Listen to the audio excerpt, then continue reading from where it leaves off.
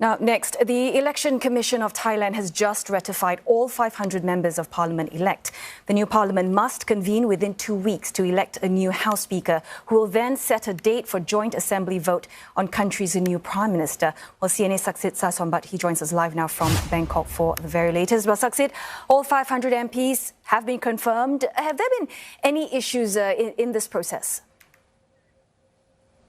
Now, there has been a lot of public attention and also a lot of public pressure for the Election Commission to ratify and to endorse all 500 MPs-elect as soon as possible. If you remember, it's been over a month since Thailand went to the polls on May 14th, and there has been a lot of question why the Election Commission is taking their time. And technically, they could have still went on until the middle of July. That is the 60-day limit where it could have gone to all the way, but then they have decided now to ratify all 500 MPs, all 400 constituencies, all 100 party list MPs on this day, on this Monday. Now, there have been not very many hiccups, and it doesn't change the results overall. The opposition Move Forward party, they are still going to retain all 151 MPs elect, being having gained the most seats in the next parliament. However, there are complaints against 71 MPs elect so far, and that has been a big question mark whether or not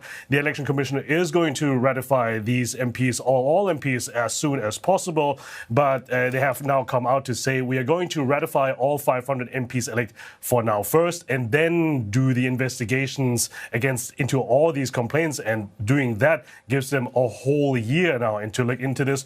But as of now, all 500 MPs have now been ratified, have now all been approved, and all these 500 will also be in the next Thai parliament. So, Saksit, what's going to happen next? I guess, when can we expect to have a new government in place?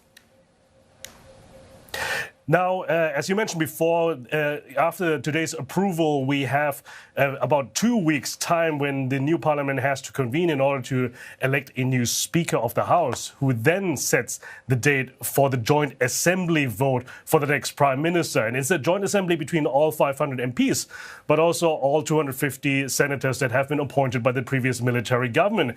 And that is the big question mark about who is going to be actually the next Prime Minister, who is actually going to lead the next Thai government. Yes, the opposition Move Forward party have hit the ground running in the past couple of weeks, forming a coalition with 7 other political parties and also staking the claim to be the next government. But there's still no certainty whether or not they have get enough votes from the senators, whether or not to approve, to appoint and approve Move Forward leader Pita Limjaroenrat as the next Prime Minister.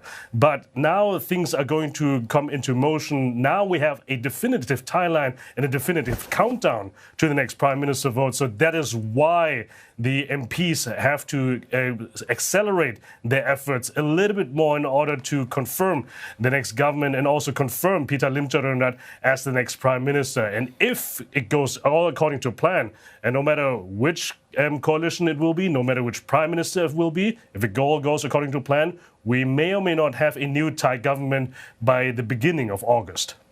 All right, many thanks for that report, Saksit Sasombat, speaking to us live from Bangkok.